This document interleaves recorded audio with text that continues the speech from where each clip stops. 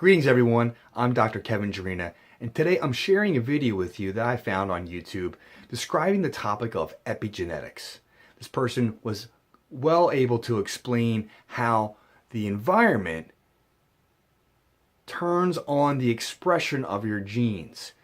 We've been all taught that genes dictate our health. Genes dictate whether we get this issue or that issue, a disease, an illness, or what have you.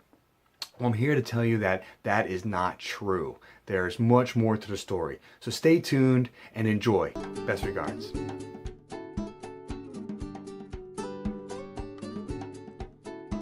Epigenetic research bridges this long-contested argument.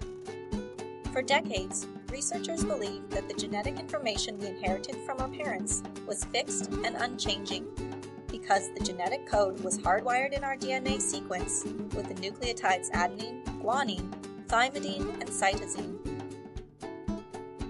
We now know that our environment and our experiences can alter the genetic code in multiple ways. Environmental influences can cause large or small errors in the DNA that alter the sequence. In some instances, large chunks of the genome are removed or duplicated, much like having a chapter removed from a book. Other times, only a single nucleotide is changed, which is more analogous to changing a single word in that book. Additionally, certain changes occur that affect how the code is read.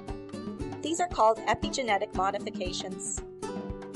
Epigenetic modifications can be thought of as cellular punctuation. The words, or DNA sequence, in the genetic code are identical, but changing the epigenetic modifications drastically changes the meaning. Similar to the way punctuation affects the meaning of a sentence.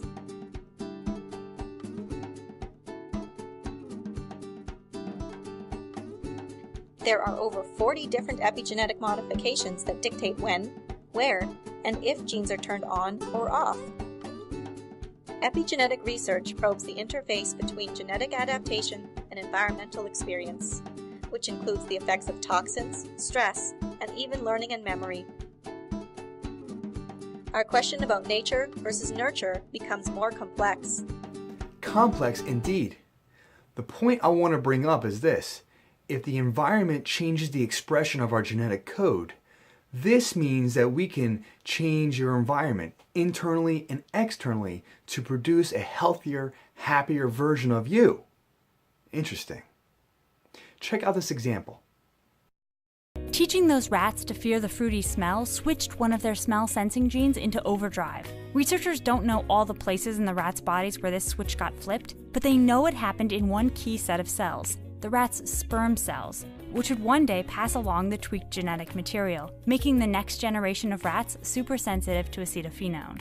Rodents aren't the only creatures demonstrating this weird type of inheritance. In Epigenetics, Sweden, boys who suffered through tough winter famines went on to have super healthy sons, with extremely low rates of heart disease and diabetes. And their sons had the same excellent health, living an unbelievable 32 years longer on average than the grandsons of boys who hadn't gone hungry.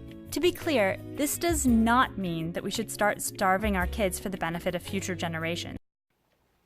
What this means to me is that if an event can trigger altered expression of genetic code, that then there's a way to switch off other negative traits as well as turn on positive ones. And this is what I propose to you that can be done. Dr. Kevin Jarina.